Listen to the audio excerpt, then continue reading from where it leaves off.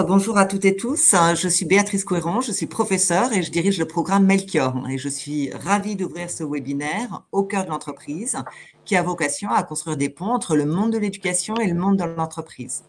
Et donc cet après-midi, je vous propose de passer 1h30 ensemble avec le groupe Air Liquide pour aborder ensemble les grands enjeux dans le domaine de la santé notamment, mais vous le verrez, c'est un groupe dont la diversité des activités sont particulièrement importantes.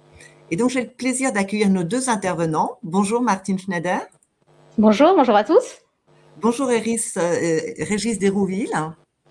Bonjour. Grand merci d'avoir accepté de participer à cet échange dont le replay sera notamment diffusé au personnel de l'éducation nationale qui exercent leurs fonctions dans ces activités de la santé pour enrichir leur formation continue, mais également à tous les personnels de l'éducation nationale qui sont en charge de l'orientation des élèves, professeurs principaux, chefs d'établissement et formateurs de formateurs. Je remercie également Morgane Lebras et GSR du groupe SVT. Merci Morgane. Bonjour, merci. Et également Isabelle Gravet. Bonjour Isabelle, professeure. Bonjour Béatrice, bonjour à tous. Et je vous remercie toutes les deux d'avoir accepté de modérer cet échange. Et avant de vous passer la parole, j'invite d'ores et déjà tous les participants à poser leurs questions dans le chat au fil de l'échange pour interagir avec nos intervenants. Je vous souhaite un très bel après-midi et je vous retrouve après l'échange. Merci beaucoup. La parole est à vous, Morgane et Isabelle. Merci Béatrice. Bonjour à toutes et tous. Je vous espère nombreux connectés et également en replay pour pouvoir assister à cet échange. Alors moi, j'ai la chance donc de participer avec Isabelle à la modération de cet échange virtuel, une table ronde virtuelle aujourd'hui autour donc, des spécificités, propriétés également et les métiers d'Air Liquide que vont nous présenter Martine et Régis. Et c'est un moment un peu important parce que c'est grâce à Melchior aussi des interfaces comme ça de regards croisés sur à la fois les attendus, les possibilités que développent de nombreuses entreprises françaises et puis en adéquation avec les attendus de formation, les envies aussi de nos jeunes lycéens et étudiants également. Et ce sont des points d'échange qui nous paraissent vraiment importants pour relever un certain nombre de défis collectifs. Alors moi, je suis professeure de biologie à l'université et donc là, on voit aussi tous ces liens entre sciences, technologies, de la santé, de la vie, de la terre, pourquoi pas, et également donc, des sciences médico-sociales. Donc, ce sont des points que l'on va aborder aujourd'hui avec donc Martine Schneider et Régis Desrouville que je vais peut-être laisser se présenter, partager, je crois, un PowerPoint qui sera divisé en 3 parties. Et donc, je reprends les mots de Béatrice pour encourager tous les participants aujourd'hui à poser leurs questions, donc vos questions dans le chat. Et voilà, de façon séquentielle dans la présentation, on pourra prendre certaines de vos questions au fur et à mesure et pour garder un petit peu d'interactivité à cet échange virtuel. Martine, Régis, la parole est à vous. Très bien, merci beaucoup Morgane.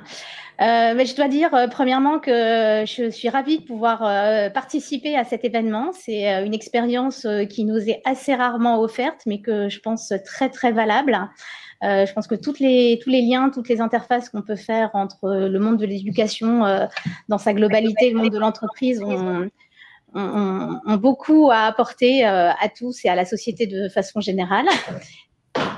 Je voulais commencer peut-être par me présenter rapidement. Donc, vous voyez à l'écran mon titre. Donc, je suis directrice des ressources humaines pour la branche santé d'Air Liquide.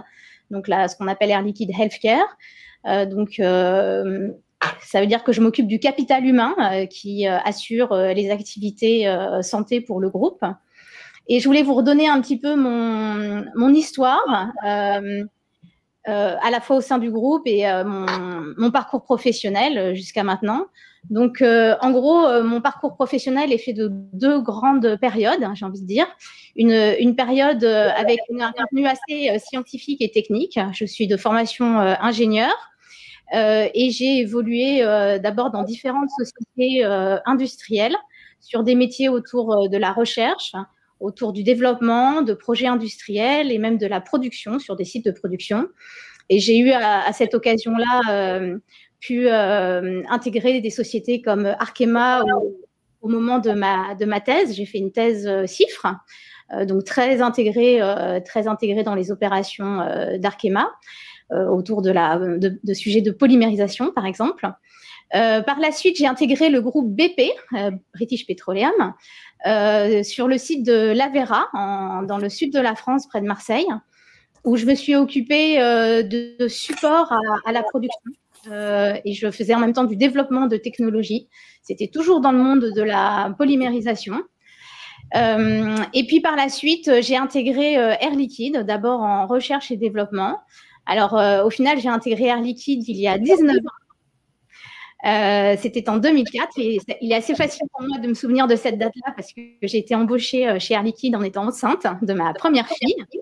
Donc, c'était un moment assez charnière de ma vie. Et donc, j'ai intégré la R&D d'Air Liquide qui, à ce moment-là, cherchait des ingénieurs qui connaissaient les procédés de leurs clients et qui cherchaient à valoriser cette expérience pour mieux répondre aux attentes de leurs clients. Donc, j'ai passé un peu de temps en recherche et développement. Après, je suis allée sur le terrain faire du projet d'investissement industriel et puis de production. Et là, ça a été un moment assez important aussi pour moi parce que quand j'étais en production en charge d'équipe opérationnelle, j'avais des opérateurs de production qui me rapportaient, qui étaient organisés en équipe, avec des de nuit. Sur un moment aussi, on avait beaucoup de modifications en cours sur le site. C'était à Dunkerque, dans le nord de la France cette fois-ci. Donc, à cette période de ma vie, je me suis rendu compte que la partie humaine du rôle du manager était aussi très intéressante. Et petit à petit, je me suis interrogée sur une réorientation de ma carrière. Et donc, j'ai entamé la deuxième partie de ma carrière dans les ressources humaines. Et après, donc, au sein d'Air Liquide, j'ai eu l'occasion d'avoir différentes responsabilités dans les ressources humaines, dans différentes activités, l'activité industrielle, l'activité d'ingénierie et plus récemment l'activité de la santé. J'ai aussi continué à bouger géographiquement et même en dehors de France, puisque j'ai pu être basée pendant un temps à Bruxelles et couvrir tout le nord de l'Europe. Donc là, je suis partie avec mes 3 enfants, puisqu'entre-temps, j'en ai eu d'autres, et mon mari dans le nord de l'Europe. Donc, j'ai eu l'occasion de me confronter à la diversité culturelle aussi. Et depuis 3 ans, donc pendant l'année 2020, qui était une année un peu spéciale pour le monde de la santé de façon générale, mais aussi pour Air Liquide, à cause de la pandémie du Covid, évidemment, j'ai eu la chance de rejoindre les équipes de la santé et de diriger donc les ressources humaines pour la santé. Donc voilà pour mon expérience chez Air Liquide. Et voilà, aujourd'hui, je suis vraiment ravie d'avoir cette opportunité de partager. Je dois dire que voilà, je pense que on a la possibilité aujourd'hui, via cette intervention, de contribuer à une échelle sans doute modeste, mais quand même de contribuer à développer une meilleure connaissance de l'industrie, à une meilleure connaissance, bien sûr, des activités du groupe Air Liquide. Je vois 2 objectifs sous-jacents. L'un, de réconcilier autant que possible les décisions, les recommandations d'orientation qui peuvent être faites à nos élèves, à nos étudiants par rapport aux besoins de l'industrie. Et puis, étant ressources humaines, évidemment, j'ose espérer qu'on pourra aussi remplir nos viviers de candidats de façon peut-être indirecte, mais que cet objectif aussi sera nourri aujourd'hui. Régis. Eh bien, merci Martine de me passer la parole. Moi, je suis aussi ravi d'être avec vous. Alors, je constate qu'on a un petit écho, en fait, j'ai l'impression, entre nos différentes interventions. Il faudra peut-être qu'on soit attentif et on va regarder si on ne coupe pas les micros, chacun de notre côté, pour rendre ça plus fluide. Donc, en l'occurrence, moi, je suis directeur stratégie et veille concurrentielle pour le groupe Air Liquide depuis maintenant 6 mois. Et je suis à ce poste après avoir vécu 3 vies au sein du groupe Air Liquide. Donc, une première vie d'ingénieur. J'étais responsable de projet dans notre branche aéronautique. Donc, on fabrique des équipements de production d'oxygène qui sont mis à bord de tous les avions de chasse ou d'un certain nombre d'avions de chasse, mais typiquement à bord du Rafale. À bord de chaque Rafale, vous avez un générateur d'oxygène qui est produit par Air Liquide. Et donc, j'ai travaillé dans cette branche-là pendant 5 ans, avant d'ouvrir une deuxième vie au sein du groupe qui était dédiée cette fois-ci au management. Donc, je suis rentré dans la santé à domicile, activité dans laquelle j'ai passé 8 ans, dans différentes zones géographiques. J'ai d'abord été sur le périmètre de l'Est, basé à Reims, puis ensuite j'ai couvert l'Île-de-France et le Grand Est, avant de prendre en charge une plateforme de services au service de toutes les entités santé à domicile en Europe. Et depuis 5 ans, avant de prendre le poste que j'occupe aujourd'hui, j'étais en charge des activités gaz médicaux, donc toute la fourniture de nos molécules vers les établissements hospitaliers sur le périmètre français. 5 années qui ont été particulièrement marquantes, vous vous en doutez, parce que marquées typiquement par le Covid, mais aussi, alors que nos activités sont très énergivores, entre guillemets, c'est-à-dire qu'elles consomment beaucoup d'énergie, marquées par la crise de l'énergie qu'on connaît depuis la guerre en Ukraine. Et donc j'ai la chance d'occuper le poste que j'occupe aujourd'hui, donc stratégie et veille concurrentielle, et de pouvoir profiter de cet échange pour ouvrir, entre guillemets, la compréhension d'un groupe comme Air Liquide qui est finalement assez peu connu du grand public. Et vous verrez que c'est une entreprise très attachante, dont on aura beaucoup de plaisir à vous parler pendant les instants qui nous sont donnés à moi et à Martine. Je crois qu'avant de démarrer la présentation, on n'a pas présenté Isabelle. Je suis enseignante en sciences économiques et sociales à l'Académie de Lyon. Et si vous voulez commencer à nous expliquer les différentes activités d'Air Liquide, même si à travers vos 2 parcours, on a pu commencer à voir quelques aspects des nombreuses activités d'Air Liquide, si vous voulez commencer votre présentation. Eh bien, très bien. C'est donc moi qui vais prendre la suite pour démarrer. On va essayer de vous faire une présentation d'Air Liquide en bref. Comme vous l'avez vu dans nos parcours, Air Liquide est construit d'une diversité de métiers très large. Et donc, pour être le plus explicite possible sur le rôle et les missions que l'on occupe en tant qu'Air Liquide, je vais revenir à l'histoire d'Air Liquide. Et en fait, tout a commencé en 1902 autour d'un inventeur qui s'appelle Georges Claude, qui a trouvé un processus pour liquéfier les gaz de l'air. Donc l'air qu'on respire, on sait tous de quoi il est fait, il a de l'oxygène et de l'azote. Le fait est que quand on diminue sa température à des températures extrêmement basses, et quand je dis extrêmement basses, on se situe à peu près aux alentours de moins 190 degrés, on arrive à liquéfier, donc à passer cet air qu'on connaît à l'état gazeux à l'état liquide. Et le fait de pouvoir le liquéfier nous donne beaucoup de possibilités, et en particulier une possibilité très intéressante qui est la distillation des gaz de l'air. Et la distillation des gaz de l'air, elle permet de séparer les molécules de l'air qu'on respire et d'obtenir d'un côté de l'oxygène de très haute pureté et de l'autre côté de l'azote de très haute pureté aussi. Donc ça a été les débuts de la société Air Liquide, avec donc cet inventeur, Georges Claude, qui a rencontré, et c'est souvent le cas dans notre monde industriel, un financier qui s'appelait Claude Delorme, et à eux deux, ils ont monté cette société Air Liquide, dont la vocation a toujours été de travailler autour de ce qu'on appelle les petites molécules essentielles, que vous voyez ici à l'écran. Donc ce sont des molécules finalement pas si communes, ce qui fait qu'une société comme Air Liquide n'est pas connue du grand public. Donc l'oxygène, dont vous connaissez plein d'applications et on y reviendra, l'azote, mais aussi dans les constituants des gaz de l'air, des petites molécules rares que peuvent être l'argon ou d'autres gaz rares qui vont se retrouver dans l'air qu'on respire. Et puis à partir de là, se sont développées d'autres technologies pour le groupe qui nous ont permis de proposer à l'ensemble de nos clients, à l'ensemble du tissu industriel, des molécules comme l'hydrogène, l'hélium, l'acétylène ou le silane, qui sont des molécules qu'on appelle molécules essentielles, qui viennent aussi alimenter tout le tissu industriel de façon assez invisible, pour être honnête. Alors, qu'est-ce que c'est que finalement notre modèle industriel? Je l'ai dit tout à l'heure, on part d'une technologie qui est, prenons un exemple, la liquéfaction des gaz de l'air. Donc pour pouvoir le faire de façon efficace, on part d'une usine, parce que les effets d'échelle sont très importants sur ce type de technologie. Et donc ça suppose effectivement la création d'une société, d'une entreprise comme l'est Air Liquide, pour pouvoir investir des capitaux importants et pour pouvoir implanter sur une zone géographique donnée une usine, prenons cet exemple-là une fois de plus, de liquéfaction des gaz de l'air. Donc cette usine, elle va nous permettre de produire de l'oxygène de très haute pureté, mais aussi de l'azote de très haute pureté, qui vont venir alimenter tout un tissu industriel et au démarrage, souvent, un gros client industriel qui a des besoins très importants autour de ces molécules. Je vais prendre l'exemple de la métallurgie. la métallurgie est très consommatrice d'oxygène dans ses procédés. Et donc, pour pouvoir alimenter un client métallurgiste, on va venir implanter une usine au cœur d'un bassin industriel, avec une usine, en l'occurrence, de séparation des gaz de l'air. Une fois qu'on a implanté cette usine, le savoir-faire d'Air Liquide, c'est de développer à la fois l'efficacité de cette usine, mais surtout de développer tout le tissu industriel qu'il y a autour.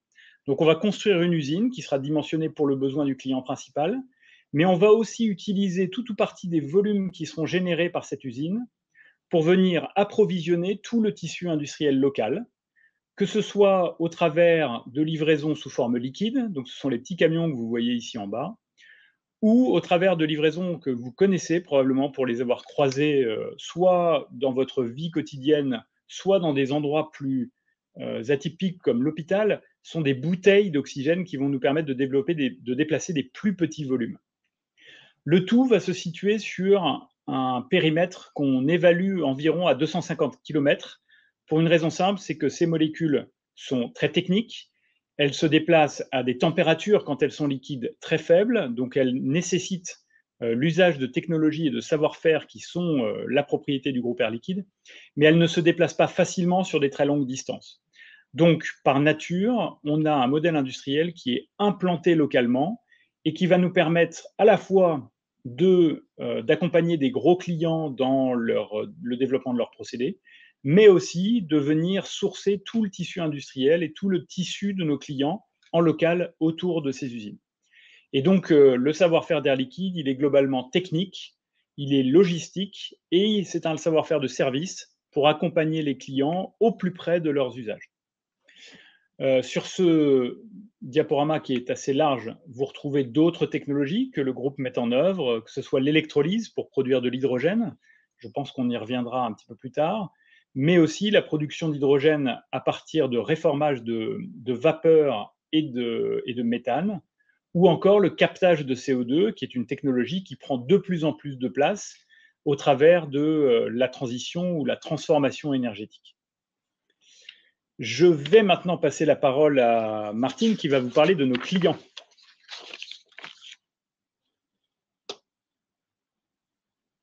Ah, Martine, on ne t'entend pas.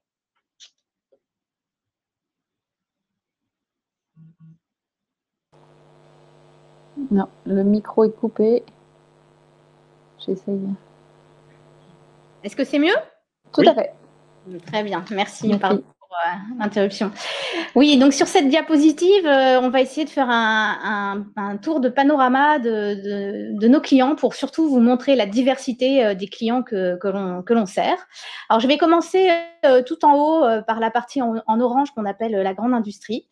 Où là, en fait, on livre du gaz en très grosse quantité, souvent directement approvisionné par canalisation, par pipeline.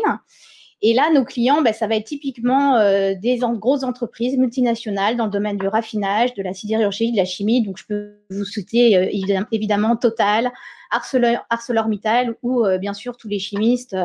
J'ai cité Arkema qui était aussi un client, qui est bien sûr un client d'Air Liquide aussi. Donc là, on a plutôt des très grands groupes industriels qui sont présents aussi à l'international comme nous et qu'on suit dans les différents pays. Après, on part dans la partie en jaune qu'on appelle clients industriels. Et là, on est plutôt sur des clients qui utilisent de plus petites quantités de gaz, qui sont fournis soit par ce qu'on appelle du vrac, c'est-à-dire qu'ils ont un container sur leurs installations qu'on vient remplir régulièrement, ou alors ils utilisent des bouteilles de gaz. Et là, on a une très, très grande variété de petits industriels. Alors, on peut citer quelques exemples. Dans le domaine des matériaux ou de l'énergie, on va avoir tout ce qui est entreprise de fabrication. Dès qu'on a besoin d'assembler des pièces, par exemple, et on a besoin de soudure, eh bien, les soudures sont faites grâce à des gaz qui vont varier suivant la nature du métal qu'on doit souder. On peut citer aussi le domaine du traitement des eaux. Dans nos stations d'épuration, dans toutes les villes, on a des stations d'épuration qui utilisent éventuellement de l'oxygène pour nourrir les bactéries qui, elles, font le travail d'épurer l'eau. Dans le domaine de l'automobile et de la fabrication, alors on retrouve bien évidemment le sujet du soudage. Dans l'automobile, une autre application qu'on peut citer, c'est les airbags de nos automobiles, hein, qui utilisent aussi des gaz qui peuvent venir de chez Air Liquide. Donc là, on va retrouver les constructeurs automobiles classiques. L'alimentaire, je pense qu'on peut citer tout un tas de producteurs dans l'alimentaire. En France, bien sûr, on peut avoir un Bonduelle, par exemple, qui utilise du gaz pour modifier l'atmosphère à l'intérieur des paquets dans lesquels on stocke. Ça peut être des aliments du style la salade, par exemple, qui est stockée sous gaz avec une atmosphère modifiée pour éviter l'oxydation trop rapide, par exemple. On peut citer aussi les producteurs de crème glacée. J'ai en tête Miko, par exemple, qui est à Saint-Dizier et qui utilise l'azote liquide pour mettre sous froid très rapidement les cônes glacés et pour qu'ils gardent une forme très esthétique. On peut citer la moutarde aussi, les producteurs de moutarde. Voilà, on a Amora qui utilise aussi du gaz d'air liquide pour chasser aussi l'oxygène dans le haut du pot de moutarde pour que la moutarde se conserve un peu plus longtemps. Donc voilà, vous voyez, dans l'alimentaire, il y a beaucoup d'applications. Dans la pharmacie aussi, hein, on a l'exemple du Doliprane, un produit phare que tout le monde connaît, qui utilise aussi du gaz pour le pelliculage. Donc, on a beaucoup d'applications de ce côté-là. Un peu plus bas, on voit les utilisations en technologie et recherche. Donc là, les utilisations qu'on peut faire, c'est des gaz qui vont servir à la calibration des appareils de mesure. Donc, typiquement, dans des universités, dans des labos de recherche, on peut utiliser aussi nos gaz. Donc, on va avoir des clients très variés. Donc, si on va un peu de l'autre côté maintenant, côté marché globaux et technologies, je voulais citer des clients dans le monde du spatial. Air Liquide fournit des gaz pour le lancement, par exemple, des fusées. Hein, donc, Arianespace est un de nos clients. Dans le monde de l'électronique, on a aussi des très grands clients comme ST Microelectronics, par exemple. Il faut savoir que l'utilisation de gaz extrêmement pur est faite dans la fabrication des puces qui rentrent après dans la fabrication de tous les produits, que ce soit ordinateurs, que ce soit tous les produits technologiques. Et donc ça se fait sous des atmosphères gazeuses très pures et extrêmement contrôlées. Et enfin, le domaine de la santé, où bien évidemment, on fournit du gaz dans les hôpitaux, principalement de l'oxygène, mais pas seulement. On a aussi d'autres gaz qui interviennent dans les soins à nos patients. Donc là, on a beaucoup d'hôpitaux en France et ailleurs qui sont nos clients. Et puis petit à petit, on s'est développé aussi vers des applications et des services qui n'utilisent pas directement nos gaz, mais on va avoir des clients qui sont éventuellement dans les ingrédients de spécialité. Donc ce slide-là est là vraiment pour vous montrer la diversité de nos clients, qui sont principalement des clients des entreprises. Donc on a quasiment pas de clients qui sont des particuliers. On a la santé à domicile, bien sûr, on intervient auprès des patients, mais sinon, dans la grande majorité de nos situations, nos clients sont des entreprises, donc on est dans ce qu'on appelle du B2B, mais on a devant nous des clients extrêmement variés, dans des domaines d'activité extrêmement variés, et avec aussi des tailles d'entreprises très variées. Et alors, si tu me permets, Martine, ce que je trouve, partage de mon expérience personnelle, ce que je trouve d'une richesse absolue dans le groupe Air Liquide, c'est justement le fait qu'on apporte notre connaissance technique de nos gaz et qu'on le met en regard des compétences techniques de nos clients qui sont extrêmement poussés dans leur propre domaine. Donc, on apporte notre niveau de technique et d'expertise qui est très élevé dans le domaine des gaz et eux-mêmes apportent leur propre technicité, si bien que dans tous les domaines qu'on a décrits, on se retrouve face à des professionnels qui maîtrisent absolument leurs propres contraintes et c'est la mise en regard de ces deux compétences qui aboutit à des résultats qui sont absolument passionnants, comme les semi-conducteurs ou comme toute l'industrie agroalimentaire et la capacité qu'on a eu à développer, cette capacité agroalimentaires dans l'alimentation des villes ou dans notre consommation au quotidien. Donc, je pense que chacun des collaborateurs d'Air Liquide peut vous raconter une expérience absolument passionnante d'échange avec un de ses clients, aussi divers soit-il, sur son propre domaine d'activité. Et ça fait réellement la richesse d'un groupe comme le nôtre. Oui, ce qui nécessite effectivement une grande agilité, j'imagine, et compréhension aussi des besoins des parties prenantes. Exactement. Tu auras peut-être certains points particuliers à qualifier, mais je peux vous parler du domaine de la santé. Typiquement, pour réussir à apporter le maximum de nos compétences à nos clients, il faut qu'on comprenne dans le détail les applications de nos clients. Et donc, à l'hôpital, on va rentrer jusque dans la salle d'opération pour comprendre quelles seront les conditions d'usage de nos molécules au moment de telle ou telle opération, pour s'assurer que dans le temps, on va pouvoir développer la meilleure façon d'utiliser nos molécules qui soit à la fois la plus pratique, la plus efficace pour nos clients. Et donc, le sujet n'est pas de les faire grandir en compétences dans l'usage de ces molécules, mais c'est plutôt de leur apporter la meilleure compréhension et le meilleur outillage pour qu'ils puissent en faire le meilleur usage.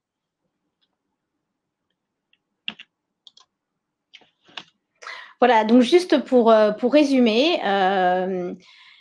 ben voilà, souvenez-vous qu'à peu près dans tous les lieux dans lesquels vous évoluez dans votre vie quotidienne, vous pouvez croiser de manière indirecte les gaz ou les services produits par Air Liquide. Donc dans la rue, évidemment, dans le domaine du transport, et on pense que dans l'avenir, on aura de plus en plus d'hydrogène utilisé aussi pour la mobilité. On a beaucoup d'applications de nos gaz. Au supermarché, on l'a vu, on a beaucoup d'applications autour de l'agroalimentaire, la conservation des aliments, etc. Chez vous, dans la fabrication de différents matériaux ou des dispositifs que vous utilisez à la maison. Et bien sûr, dans les transports aussi, que ce soit pour l'énergie ou pour tout simplement la fabrication des engins eux-mêmes. Voilà, donc notre fil rouge, c'est vraiment les gaz. Depuis le début de la création d'Air Liquide, on n'a pas dévié de ce fil rouge. Par contre, ce qui s'est diversifié et vraiment multiplié, c'est l'usage qui est fait de ces gaz dans toutes les activités du quotidien. Et je pense que la force du groupe, ça a été toujours d'être auprès de ses clients pour comprendre, anticiper et s'adapter à l'usage des gaz. Et du coup, ça me donne la parole pour vous parler un peu de la taille de ce qu'est devenu ce groupe Air Liquide, qui est parti d'une entreprise, comme on l'a dit, de finalement assez petite taille, focalisée sur un procédé industriel particulier, pour arriver à un groupe qui est constitué aujourd'hui d'un peu plus de 67 000 collaborateurs, un peu partout dans le monde, puisqu'on est présent dans 73 pays. C'est aussi une caractéristique importante du groupe Air Liquide, car très tôt dans le développement du groupe, on a retrouvé nos gaz plutôt sous forme de bouteilles, mais un peu partout dans le monde. Et dès les années 1915 de mémoire, au Japon, on voyait déjà la marque Air Liquide fleurir parce qu'il y avait du développement industriel local et que les besoins en gaz industriel étaient très importants. Une de nos fiertés est aujourd'hui de servir plus de 3,9 millions de clients et de patients, puisque vous l'avez vu, on a une activité qui est B2B. Et dans la santé à domicile, activité que j'ai côtoyée plus particulièrement pendant 6 ans, on est directement en contact avec beaucoup de patients. Donc, vous retrouvez ce nombre de patients dans les plus de 3,9 millions de clients et de patients. Un chiffre d'affaires d'environ 30 milliards d'euros et un résultat net de 2,7.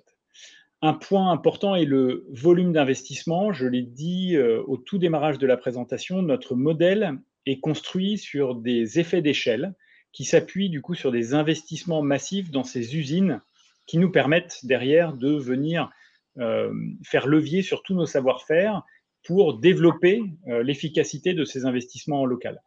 Et donc, chaque année, on positionne environ 4 milliards d'euros d'investissement, ce qui, pour un groupe comme le nôtre, est un poids très important, mais qui correspond bien à notre modèle d'activité.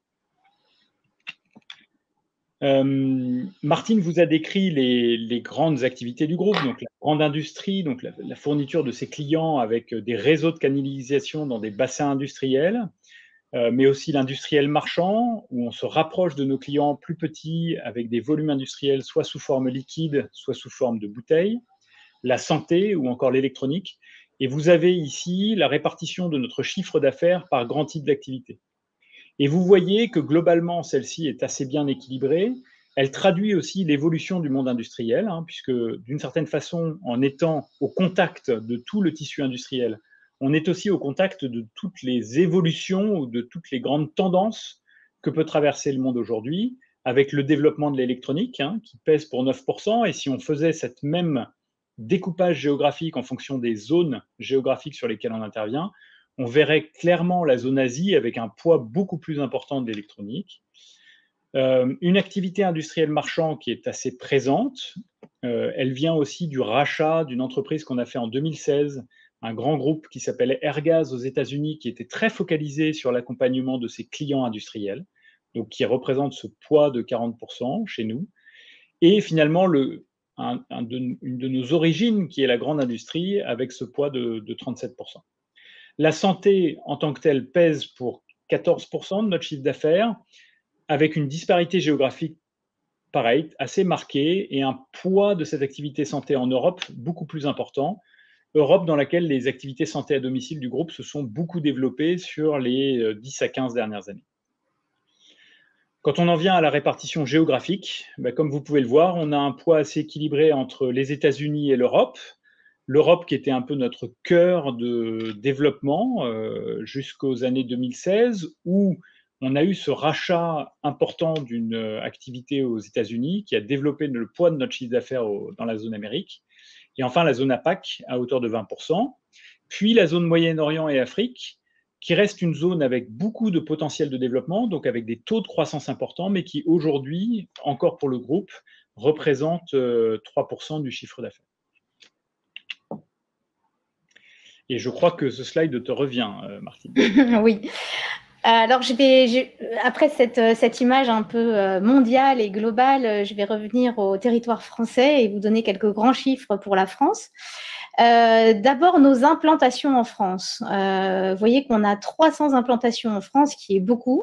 Ce qu'il faut retenir, c'est qu'on est présent partout en France, dans toutes les régions, dans quasiment toutes les villes jusqu'à des tailles moyennes ou petites. On va avoir des implantations qui peuvent être très, très différentes, hein. On peut avoir des usines, assez grosses usines, qui sont proches de nos très gros clients. Donc là, je vais parler des gros bassins industriels en France, alors la région lyonnaise, la Normandie, la région de Marseille. On a aussi des sites industriels de plus petite taille où on va faire on va mettre en bouteille notre gaz dans des contenants plus petits. Donc là aussi, c'est des opérations industrielles, mais qui sont beaucoup plus dispersées partout sur le territoire. Et l'importance pour nous d'avoir cette dispersion partout sur le territoire, c'est qu'en fait, le gaz ne se transporte pas bien. En fait, ça coûte à la fois très cher et d'un point de vue environnemental, c'est pas non plus un bon schéma de transporter le gaz sur des grandes distances. Donc, on essaye toujours d'avoir la production de nos gaz et le packaging, en tout cas de nos gaz en plus petite quantité, assez proche de nos clients pour éviter de le transporter sur les routes, puisque le transporter sur les routes nécessite de transporter beaucoup de métal, beaucoup d'acier, puisqu'il se retrouve évidemment dans des bouteilles. Et ce qui fait que notre activité, elle est finalement assez locale, avec une production, une préparation de nos produits qui est faite à proximité de nos clients. Une fois qu'on a parlé des activités industrielles, on a aussi beaucoup d'implantations qui sont des agences, alors soit des bureaux commerciaux, où on va avoir nos commerciaux qui se réunissent, ou nos centres de relations clients, où on prend les appels de nos clients, on traite la partie administrative de nos ventes. Et puis, pour la santé, on a aussi des agences dans lesquelles on va avoir nos infirmières qui viennent chercher du matériel, qui viennent s'organiser avec les équipes d'intervention. Donc ça, c'est le type de site qu'on peut avoir. Et donc, on est présent partout sur le territoire. Si vous cherchez dans l'annuaire les adresses Air Liquide, il y en a forcément près de chez vous, où que vous soyez. Au-delà de ces sites, on a évidemment aussi des canalisations, et en France, on est assez bien doté avec plus de 1400 km de canalisation. Et là aussi, c'est un moyen de transporter le gaz de façon assez efficace. et en plus d'offrir une espèce de sécurité, puisque finalement le gaz qui est contenu dans ces canalisations est directement disponible et déjà produit d'une certaine façon. Donc, ces implantations, elles servent en France 200 000 clients. Donc, on l'a dit, hein, c'est des clients industriels très, très variés. Vous voyez que c'est un chiffre important, hein, ça nous donne vraiment une bonne vision de ce qu'est le tissu industriel en France. Et on a 285 000 patients aussi en France à qui on rend visite à la maison pour les aider dans leur traitement, notamment des maladies chroniques. Alors, ça peut être pour leur apporter de l'oxygène s'ils ont besoin d'une thérapie d'oxygénothérapie. Mais si ça peut être aussi d'autres thérapies que l'on adresse, comme par exemple le diabète ou l'apnée du sommeil. Et donc là, notre rôle, c'est de les épauler pour qu'ils puissent prendre en main leur thérapie, la comprendre, qu'ils comprennent aussi l'utilisation de leur équipement et qu'ils puissent agir sur leur qualité de vie au final. Donc bien sûr, ça se fait en étroite collaboration avec le corps médical, avec lesquels on est aussi très, très en lien. Sur la partie actionnaire individuel, c'est un peu une spécificité d'Air Liquide. On a beaucoup d'actionnaires individuels, donc 500 000, ce qui représente une part de l'ordre d'un tiers de nos actionnaires qui sont individuels. Je pense que c'est très culturel et on est attaché à ça. C'est historique aussi. Je pense que dès le début d'Air Liquide, il y a eu cette vision de se dire on va s'appuyer sur des sponsors extérieurs plutôt individuels. Donc, le groupe a été fondé, Régis, tu l'as rappelé, en 1902 et de mémoire, je crois que c'était 3-4 années plus tard, l'entrée en bourse a été opérée. Et donc, depuis, on s'attache à garder un volant d'actionnaires individuels important. Ce qui nous donne vraiment une assise pour notre développement à venir. Bon, dans ces actionnaires individuels, on a une grande partie d'entre eux qui sont français. Et d'ailleurs, l'action Air Liquide est relativement connue, sans doute mieux que les activités industrielles à proprement dit d'Air Liquide. Donc, je pense qu'on a une vraie reconnaissance de ce côté-là. On l'a dit, hein, c'est un marché au final de proximité, ce qui est assez étonnant finalement parce qu'Air Liquide c'est un groupe global présent dans de nombreux pays. Donc on a cette dimension multinationale, cette capacité de penser aux interactions qu'on peut avoir entre les pays, entre les stratégies, etc. Mais en même temps, on a besoin vraiment de s'ancrer dans chacun des territoires, de comprendre de façon fine quels sont les besoins de chacun de nos marchés, de comprendre aussi les politiques qui sont menées dans chacun des pays, qui peuvent aussi changer un petit peu les orientations qui sont prises, et bien sûr les situations économiques de chacun des pays dans lesquels on évolue. Un autre volant de cet ancrage très national, c'est que finalement, comme on l'a dit, les gaz qu'on produit, on les consomme dans le pays. Et de la même façon, on a besoin de s'appuyer sur des ressources locales. Donc, c'est important pour nous aussi dans tous les pays, en France, mais aussi ailleurs, de réussir à la fois à recruter, mais aussi à faire grandir nos talents dans les différents pays où on s'implante. Voilà, donc au final, le chiffre d'affaires pour la France, il est de 3,5 milliards d'euros. Donc ça reste un chiffre important, même si on est loin du premier pays pour Air Liquide, comme l'a dit Régis. Régis, justement, vous avez évoqué la répartition géographique de vos différents secteurs d'activité, l'électronique en Asie, par exemple. Y a-t-il aujourd'hui un déplacement de cette production en lien avec l'électronique vers l'Europe? De la même manière, y a-t-il un rôle plus important d'Air Liquide dans la constitution d'une filière hydrogène en France? Alors, merci pour ces deux questions. Je vais commencer par prendre un pas de recul en vous redisant, je pense l'avoir dit un petit peu tout à l'heure, à quel point, en accompagnant l'ensemble du tissu industriel, on est à la fois un acteur du développement économique local, mais on est aussi, d'une certaine façon, un témoin de l'évolution industrielle des différents pays du monde dans lesquels on intervient. Et en étant présent dans les 73 pays que je décrivais tout à l'heure et quasiment dans toutes les zones géographiques, En fait, on est au carrefour de ces changements importants que l'économie peut vivre.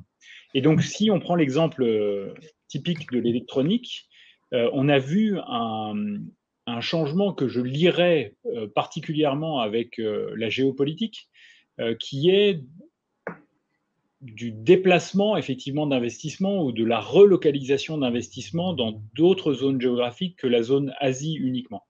C'est vrai pour les États-Unis, hein, qui ont très tôt dit qu'ils voulaient relocaliser une partie de production de semi-conducteurs dans la zone Amérique. Mais c'est vrai aussi, comme vous l'avez dit, pour l'Europe, avec ce souhait de développer nos propres filières électroniques. On a déjà des bassins importants en Europe. Pour parler spécifiquement de la France, le bassin de Grenoble est un bassin important en termes de développement électronique. Mais oui, on commence à voir arriver ces souhaits de relocalisation d'activités dans le cadre de l'électronique.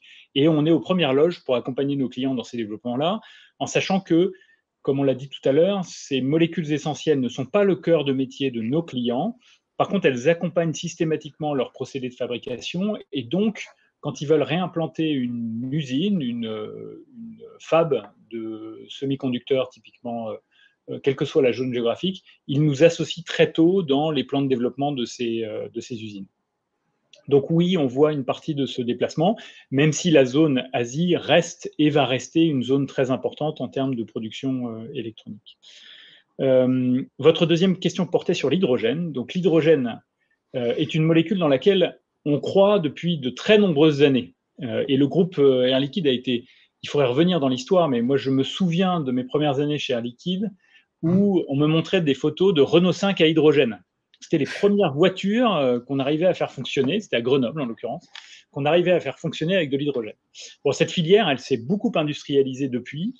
Et on voit actuellement un développement quasi sans limite de la filière hydrogène. Alors, elle trouvera sa place. Hein. On ne considère pas que l'hydrogène va remplacer 100% du mix énergétique.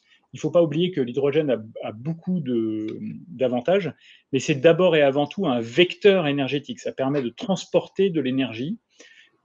Et donc, cet hydrogène se développe. On a été très promoteur du développement de cet hydrogène pour, en particulier, la zone européenne. Et du coup, on voit les plans de transformation européens d'un très bon œil parce qu'ils permettent justement de valoriser cette expertise qu'on peut avoir dans le domaine de l'hydrogène.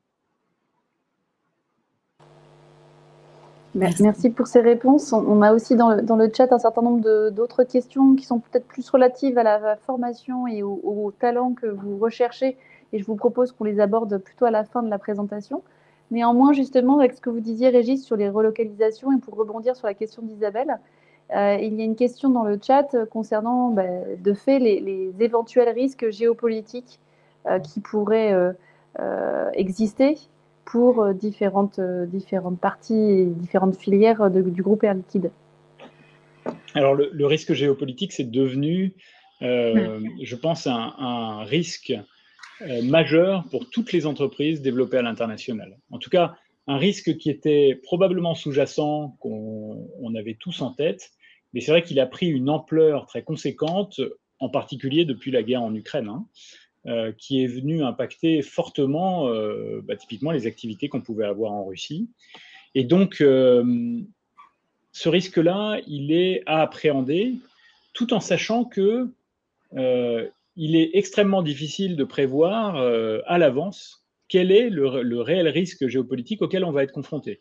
Typiquement, qui était capable de prédire la guerre en Ukraine avec le niveau de précision qu'il aurait fallu avoir pour être capable d'anticiper ce type de risque de façon forte. Donc j'aurais tendance à dire que pour un groupe comme le nôtre, le sujet, il est pas de prédire les risques géopolitiques, ce qui n'est pas notre cœur de métier et ce qui, en plus, serait probablement contre-productif. Il est plutôt, comme j'aurais tendance à dire, on dit souvent que Air Liquide, c'était une société de bons pères de famille. C'est comme tout bon père de famille, c'est de répartir nos risques de façon pertinente pour qu'on puisse accompagner l'économie, le développement de l'économie industrielle là où il se fait, et de pouvoir apporter nos solutions techniques, nos solutions technologiques au tissu local un peu partout dans le monde, là où ces technologies peuvent avoir de la valeur et peuvent trouver leur place. Et ensuite, il nous faut être prudent dans la façon dont on regarde nos investissements, mais une fois de plus, comme tout bon père de famille, en ne choisissant pas de tout mettre à un seul endroit au risque d'être exposé de façon trop forte. Et si je peux ajouter quelque chose, je pense que la réponse à des crises auxquelles on peut faire face, d'origine géopolitique, il faut bien prendre la dimension pour Air Liquide aussi d'une réponse qui ne peut pas se faire très très rapidement. Parce que finalement, nos productions de gaz servent des secteurs essentiels de la vie, que ce soit des gaz qu'on envoie dans les hôpitaux, que ce soit des gaz qui interviennent dans des procédés industriels, mais qui sont capitaux pour assurer la sécurité de ces installations industrielles. Donc, quel que soit le risque auquel on fait face, on a besoin d'être mesuré sur la façon à laquelle on répond. Donc, bien sûr, finalement, la continuité de notre fourniture à nos clients et aux besoins des pays dans lesquels on agit, c'est un premier driver pour la réaction qu'on met en place. Et bien sûr, on a aussi le souci d'avoir des réponses qui conviennent aussi à nos salariés dans les pays concernés. Voilà, et pour faire écho à ce qui s'est passé en Ukraine récemment, voilà, on avait une activité qui a été très faible finalement en Ukraine quand le conflit a démarré, puisque on a connu la première crise en 2014. Date à laquelle un certain nombre de nos activités ont dû être arrêtées, notamment dans l'est du pays. Mais certains de nos salariés ont été secourus d'une certaine façon lors du conflit plus récent. Et puis, on a eu aussi beaucoup d'actions vis-à-vis des réfugiés de par tous les pays proches de l'Ukraine, avec des élans de générosité assez exceptionnels. Que ce soit en Allemagne, que ce soit en Pologne, jusqu'à assez loin en Europe. Et voilà, on est aussi très fiers de cet esprit de solidarité qui existe dans le groupe. Peut-être pour, du coup, aller dans ce sens, en fait, notre activité, on l'a décrit tout à l'heure, elle est profondément locale, profondément ancrée localement. Donc finalement, on arrive aussi, et nos équipes sont profondément locales. Donc comme l'a dit Martine, quand un pays est impacté, comme ça a été le cas pour l'Ukraine, notre premier souci, première préoccupation, elle va aux collaborateurs qui sont présents sur place. Notre deuxième préoccupation, elle vient sur la continuité de fourniture. On l'a dit, typiquement, on intervient dans les gaz médicaux, donc on approvisionne des établissements hospitaliers avec nos molécules essentielles. Et la première préoccupation qui nous vient juste après nos collaborateurs, c'est bien évidemment la continuité de fourniture auprès de nos clients. Donc face à ces crises, on a une capacité à se réajuster, réadapter localement qui est très forte parce que justement nos activités sont profondément locales et malgré tout ce risque géopolitique il reste et donc il faut qu'on continue à le regarder de près. Merci. Vos activités, comme nous l'avons compris, sont locales, mais elles s'inscrivent aussi dans des enjeux globaux extrêmement importants, dont celui du développement durable. Est-ce que vous pourriez nous indiquer quelques pistes sur les actions menées par Air Liquide dans toute la problématique du développement durable ? Oui, Régis, je propose qu'on passe à la deuxième partie. Ça répond bien à cette problématique.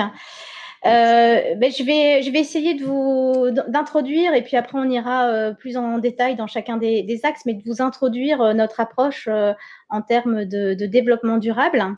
Peut-être ce que j'ai envie de dire en préambule, c'est que je pense que la culture du groupe Air Liquide est vraiment orientée sur le long terme, sur cette idée de durée, de durée à la fois bien sûr dans nos activités, mais aussi d'avoir des relations durables et long terme avec l'ensemble des parties prenantes autour de nous.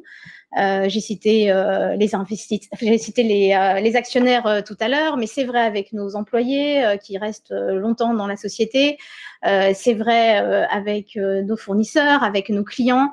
On est dans cette approche très long terme et ça nous Ça nous touche aussi beaucoup dans la façon dont on prend des décisions au sein d'Air Liquide. Nos décisions sont prises évidemment avec une approche de performance court terme, mais on regarde aussi toujours le long terme et on veut s'assurer d'avoir un bon équilibre dans les décisions qu'on prend pour assurer le court terme, mais aussi garantir une durabilité sur le long terme. Donc c'est quelque chose qui nous a porté depuis toujours dans le groupe. Là, plus récemment, donc en mars 2021, c'est la première fois qu'on a publié nos engagements en termes de développement durable de façon très formelle. Et on a décidé de prendre le thème de l'action et donc de communiquer autour de 3 grands axes dans lesquels on s'engage à prendre des actions. Donc la première, c'est agir pour une société bas carbone. Agir pour la santé, et le troisième, c'est agir en confiance pour et avec nos parties prenantes. Et donc, ce qu'on vous propose maintenant, c'est de rentrer un petit peu plus dans le détail de ces 3 axes. Et Régis va nous amener dans le sujet des émissions carbone. Et effectivement, on va commencer par les émissions carbone. Donc, comme finalement notre engagement porte dans l'accompagnement de nos clients, il porte aussi sur nos propres émissions de CO2. Et on l'a dit en introduction, les technologies qu'on utilise sont assez consommatrices d'énergie. Donc, Air Liquide, dans son engagement à améliorer cette trajectoire carbone globale, a pris un engagement spécifique sur la réduction de ses propres émissions de CO2. On va voir sur la façon dont on va le traiter et comment est-ce qu'on va accompagner ensuite le tissu industriel autour de ces thématiques. Mais on a voulu prendre des engagements formels pour, quelque part, confirmer d'un point de vue quantitatif les engagements qu'on prenait et pas seulement annoncer des engagements qui ne seraient que qualitatifs. Donc, à partir de 2025, et on s'en approche de plus en plus et on est dans la bonne trajectoire pour avancer dans ce sens, on souhaite arriver au fait que les émissions de CO2 commencent à diminuer réellement en valeur absolue. Un autre indicateur que l'on suit d'assez près, c'est ce qu'on appelle l'intensité carbone. Donc, c'est le nombre de kilos de CO2 générés par euro d'EBITDA. Donc, l'EBITDA, c'est les résultats avant intérêt et dépréciation. Et donc, on se situe par rapport à un point de référence qui est 2015 et on se positionne en disant qu'en 2025, on aura baissé de 30% l'intensité carbone de chaque euro de résultat généré par l'entreprise. Pour se projeter un peu plus loin, à partir de 2035, on souhaite réduire les émissions en CO2 équivalent de ce qu'on appelle les scopes 1 et 2 de nos émissions de CO2. Alors, qu'est-ce que c'est que les scopes 1 et 2 ? Le scope 1, ce sont les émissions que nos usines émettent de façon directe à l'atmosphère. Et le scope 2, ce sont des émissions indirectes qui viennent de la consommation électrique de nos usines. Donc, on prend l'engagement de diminuer nos émissions, qu'elles soient directes ou indirectes au travers de l'électricité, de moins 33%. L'objectif étant d'atteindre la neutralité carbone d'ici à 2050, ce qui paraît un horizon assez lointain, mais on a voulu s'inscrire dans cette dynamique avec des organismes externes qui viennent valider la validité de ces objectifs et des plans associés. Alors, comment est-ce qu'on fait ça ? Je l'ai dit tout à l'heure, tout commence par nos propres usines, et on va s'appuyer pour ça sur 3 leviers. Le premier, ça va être de développer l'efficacité de nos usines. Si elles sont plus performantes, elles émettront moins de CO2 pour chaque molécule produite. Donc ça, c'est un premier levier. Le deuxième levier va venir des sources d'énergie qu'on va utiliser pour produire ces molécules. Donc je l'ai dit, on a des usines qui consomment beaucoup d'énergie et donc le fait d'aller prendre cette énergie et de partir d'une énergie renouvelable va nous permettre de diminuer notre empreinte CO2. Et puis, le troisième levier, c'est de venir capter les émissions de CO2 quand il en reste, pour pouvoir cette fois-ci les liquéfier, les isoler, les liquéfier, et pouvoir ensuite soit les capturer, soit les utiliser dans des processus industriels. Et donc, ces 3 leviers-là vont nous permettre d'atteindre la trajectoire carbone que je vous ai décrite juste avant. Donc ça, c'est quand on... Excusez-moi, Ouais. est-ce que vous captez aussi le CO2 pour vos clients ou pour l'instant vous vous contentez entre guillemets de capter le CO2 que vous émettez? Donc c'est un très bon point et c'était le point que j'allais aborder juste après, qui vient en fait sur la flèche droite là. Donc ici on se préoccupe de nos propres assets, puis ensuite on se préoccupe, mais c'est en fait en parallèle de nos propres développements, on se préoccupe d'accompagner nos clients. On l'a dit, on est au cœur du tissu industriel et on accompagne l'ensemble des clients dans leur propre transformation. Et la transformation qu'on vit nous-mêmes en tant qu'industriels, nos clients la vivent sur leurs propres procédés. Et donc là, on va avoir plusieurs options devant nous. La première, elle va être de développer avec nos clients des procédés qui sont moins émetteurs de CO2. On peut prendre beaucoup d'exemples, mais dans le cadre de l'aciérie, on peut transformer des processus qui aujourd'hui produisent du CO2 vers des processus qui sont moins consommateurs de CO2 en utilisant de l'hydrogène et plus d'oxygène pour venir alimenter ces processus. Et ce qui est vrai dans le domaine de l'aciérie est vrai aussi dans le domaine du ciment, de la pétrochimie. Et donc, l'ensemble du tissu industriel qu'on connaît aujourd'hui s'est saisi de cette thématique de la décarbonation de façon active, au même titre que nous-mêmes. Et donc, les projets se multiplient autour de ces thématiques. Et donc, on peut transformer les processus industriels de nos clients ou les accompagner dans ces transformations. Et on peut aussi, quand il reste du CO2 qui est émis par nos clients, venir capter ce CO2. Donc le liquéfier, c'est une technologie qu'on appelle CryoCap, qu'on a développée il y a maintenant quelques années et qui trouve vraiment toute sa place aujourd'hui, qui permet de diminuer la température du CO2 capté, de le liquéfier, de le purifier, et ensuite de l'utiliser soit dans d'autres processus industriels, soit de venir le capter et le stocker dans des zones dédiées à ce stockage de CO2. Et donc l'ensemble de ces actions, 1, 2 et 3, doit nous permettre de participer à une production industrielle décarbonée, ou en tout cas à plus faible émission de carbone globalement. Et si je peux donner l'exemple de projets qu'on a menés il y a quelque temps, c'est un exemple qui vient des Pays-Bas au moment où je m'occupais de cette géographie-là. On est exactement dans ce genre de situation et on a aussi pu valoriser notre connaissance de l'ensemble du territoire industriel. Donc dans cet exemple-là, en fait, on a été sollicité d'une part par un incinérateur de déchets, donc une société d'incinération des déchets, qui voulait savoir quelles solutions nous pouvions proposer pour réduire les émissions de CO2, bien sûr, dans leur fumée d'incinération. Et il se trouve qu'au même moment, on était sollicité par des fermes agricoles qui, vous savez, aux Pays-Bas, c'est très développé, qui font pousser un certain nombre de légumes, de fleurs, et énormément aux Pays-Bas sous serre. Et donc, les serres utilisent essentiellement deux ressources, du CO2 pour activer la photosynthèse effectivement, et puis de la chaleur pour chauffer les serres. Donc on a mis en fait ces deux besoins finalement en connexion. On a proposé une unité de traitement des fumées et de liquéfaction du CO2 qu'on a pu après livrer, et on était vraiment à quelques kilomètres, donc on s'inscrit dans des circuits courts de ce côté-là, qu'on a pu livrer ensuite à nos clients dans le domaine des fleurs. Et du coup, on a pu finalement combler les deux besoins en utilisant nos propres technologies et en s'inscrivant du coup dans un procédé de séparation et de la distribution.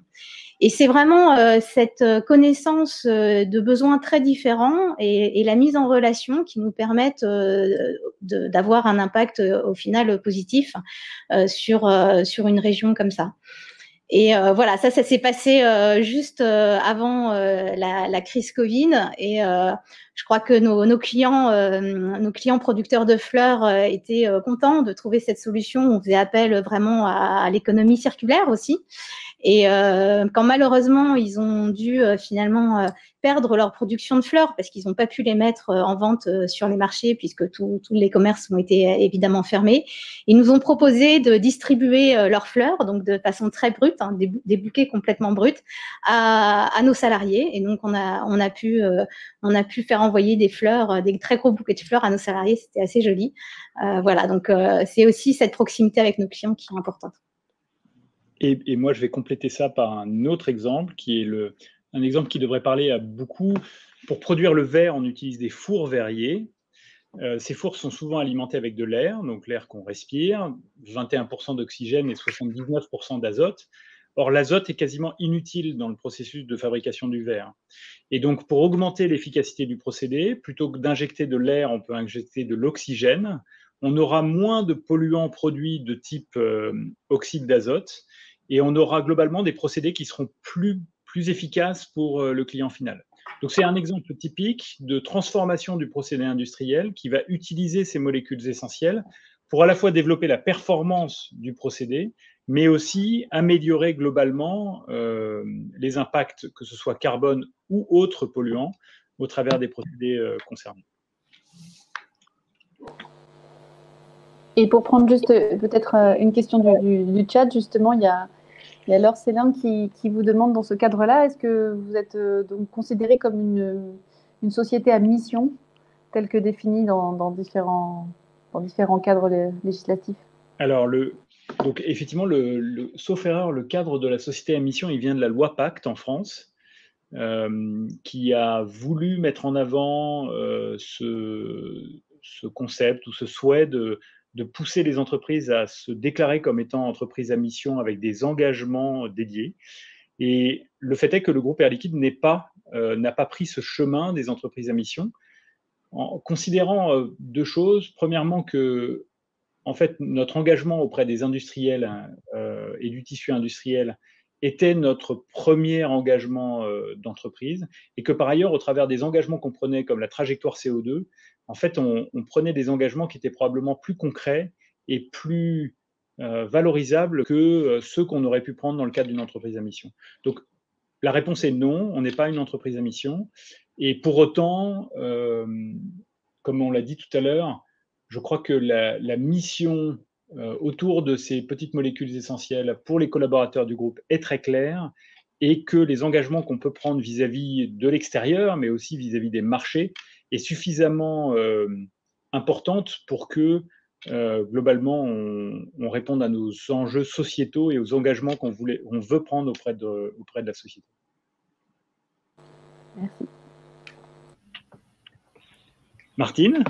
Oui, alors on va passer au deuxième pilier de notre triptyque autour de l'action pour le développement durable. Donc celui-ci concerne la santé, avec deux volets très différents. Un premier volet qui s'adresse un peu plus aux économies matures et un deuxième qui s'adresse davantage aux pays avec des revenus plus modérés. Alors, si je commence par les géographies plus matures, l'objectif qu'on se donne, c'est d'améliorer la qualité de vie de nos patients. Alors, on parle ici de nos patients traités à domicile, qui sont des patients la plupart du temps atteints de maladies chroniques. Et notre ambition, c'est de leur apporter un parcours de soins personnalisé de façon à améliorer leur qualité de vie et à améliorer leur réponse au traitement. Donc, ce qu'on vise à faire, c'est à s'appuyer sur notre connaissance des patients. On a une connaissance individuelle des patients. Ce qu'on dit souvent, c'est que Air Liquide, on est les personnes qui s'assoient sur le lit du patient chez eux, à la maison, dans leur maison. Ça offre une intimité qui est toute particulière et qui est différente de celle que peut avoir un médecin, par exemple. Donc, on a vraiment une connaissance fine des individus et de leurs besoins. Et bien sûr, on a aussi construit de la connaissance des thérapies elles-mêmes et des traitements qui sont mis en place. Donc, ce qu'on pousse à faire, c'est à la fois utiliser au maximum les outils digitaux, numériques, utiliser la relation et utiliser nos connaissances pour offrir une personnalisation du service qu'on apporte et ne pas apporter la même réponse à tous les patients, qui est en général l'approche que propose la santé. Les systèmes de santé, dans la grande majorité des cas, qui sont plutôt des systèmes tournés autour du volume et d'une approche un peu unique par thérapie. Et nous, on soutient une approche beaucoup plus personnalisée pour aller au-delà de ce qui est préconisé par les systèmes de santé et qui est très, très normé. Et bien sûr, notre volonté, c'est d'aller au-delà de cette première approche. Alors, notre deuxième volet s'adresse plutôt à des géographies moins favorisées que des pays comme le nôtre. Il faut savoir que dans les pays moins favorisés, et notamment dans les zones rurales, l'accès à l'oxygène, donc qui pour nous semble tout naturel, hein, quand on a des problèmes respiratoires, quand on voilà, on a besoin d'oxygène dans sa thérapie respiratoire. Pour nous, c'est vraiment une utilité. C'est quelque chose qui est disponible directement à l'hôpital et assez facilement à domicile. Mais il y a toute une partie de la population mondiale qui n'a pas accès facilement à l'oxygène et ça donne lieu à des situations dramatiques parce que dans certains pays, on peut penser à l'Afrique par exemple, quelqu'un qui est en détresse respiratoire ou qui après un accident a besoin d'être soutenu par de l'oxygène. Ben, si l'hôpital, le premier hôpital est loin, s'il n'y a pas d'oxygène en bouteille proche, ben, malheureusement, on a des décès à déplorer.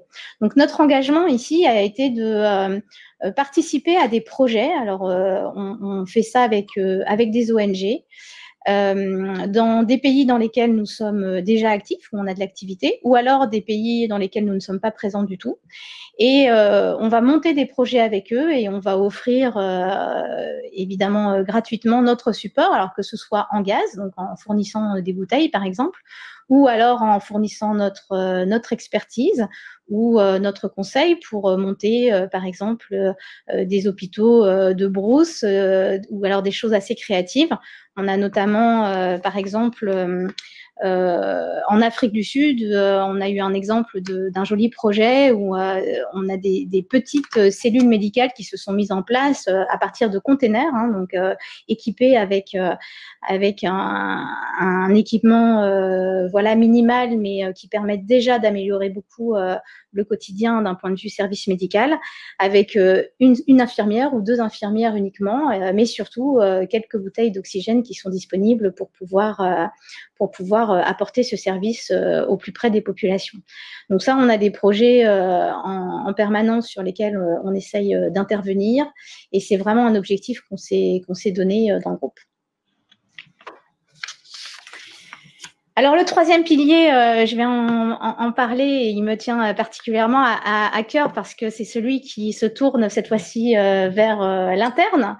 On a parlé de nos émissions carbone où évidemment on regarde nos propres émissions, mais les émissions aussi de nos clients. On a parlé de notre action pour les patients ou pour les populations qui ont peu accès à l'oxygène. Là, on aimerait aussi parler de nos propres collaborateurs parce qu'on estime que la responsabilité sociétale, elle passe aussi par ce qu'on fait auprès de nos propres salariés. Alors, on a mis en premier lieu la sécurité. C'est pas quelque chose qui est nouveau, hein. Le motto chez Air Liquide, c'est Safety First. Et voilà, on est vraiment engagé dans la sécurité très, très profondément. Bien sûr, c'est porté initialement par le fait qu'on opère un certain nombre de procédés voilà, chimiques, physiques, avec un certain nombre de risques. Mais c'est rentré très, très fortement dans notre culture et voilà, que ce soit les risques qu'on prend sur la route ou les risques qu'on prend simplement en se déplaçant à pied à l'intérieur de bureaux, tous ces sujets-là, on les porte très, très fortement dans notre entreprise et donc ça a été répété ici. Au-delà de ça, on a pris un certain nombre d'engagements qui sont plus forts. Un premier engagement, c'est ce qu'on a appelé une couverture sociale standardisée au sein du groupe sur 3 volets. Alors pour nous, hein, public français, ça va être des choses qui nous semblent très très normales et finalement pas si valorisables que ça. Mais quand on est présent comme Air Liquide de façon globale dans plus de 70 pays, dans certains pays qui ont des standards en dessous des nôtres en termes de couverture sociale, ça a une vraie importance. Donc, par exemple, de ce côté-là, on a pris l'engagement que partout dans le monde, le congé maternité pour nos salariés, eux, serait de minimum 14 semaines. Alors, en France, on y est déjà par la loi. Il faut quand même dire qu'en France, on y est par la loi, mais que quand on n'a pas l'ancienneté requise, on n'a pas complètement la couverture de salaire entière. Donc, même pour la France, s'engager à payer le salaire pendant toute cette durée-là, quelle que soit l'ancienneté, c'est aussi un mieux. Mais pour d'autres pays, on pense évidemment à des pays plus défavorisés, c'est un vrai pas en avant. Et certains pays très matures, comme les États-Unis, nos collaboratrices aux États-Unis, elles sont aussi très contentes chez Air Liquide de pouvoir avoir 14 semaines de congé maternité. Au-delà du congé maternité, on a pris aussi l'engagement dans tous les pays, et quels que soient les fondements de droit social, d'apporter aussi une couverture maladie et une assurance vie à l'ensemble de nos salariés. La diversité, c'est un sujet aussi qui nous touche particulièrement. Alors, on part avec cette conviction que la diversité est une vraie source de performance. Régis l'a dit tout à l'heure, hein, je pense que la diversité de nos activités, la diversité de notre empreinte géographique est déjà un gage de stabilité du groupe sur le long terme. Et ben, c'est la même chose avec la diversité des profils de nos collaborateurs. Donc, voilà, on a un engagement très fort à favoriser cette diversité. Alors, on l'exprime de façon directe et chiffrée avec la diversité de genre. Alors, pourquoi on le fait sur la diversité de genre et pas d'autres diversités? Tout simplement parce qu'elle déjà, elle est facile à mesurer. Il n'y a pas beaucoup de diversités qui sont faciles à mesurer. C'est en plus légal partout dans les pays où on opère de la mesurer et d'en faire des rapports. Donc, on a décidé de porter un objectif d'atteindre 35% de femmes dans l'effectif cadres et ingénieurs d'ici 2025 au sein d'Air Liquide globalement. Ce qui est quand même aussi un challenge pour une entreprise comme Air Liquide qui se veut très technique et aussi très industrielle. Mais à minima, dans la population de cadres et ingénieurs, nous estimons que tous nos postes peuvent être pris indifféremment par des hommes ou des femmes. Et voilà, on veut avancer dans cette direction-là.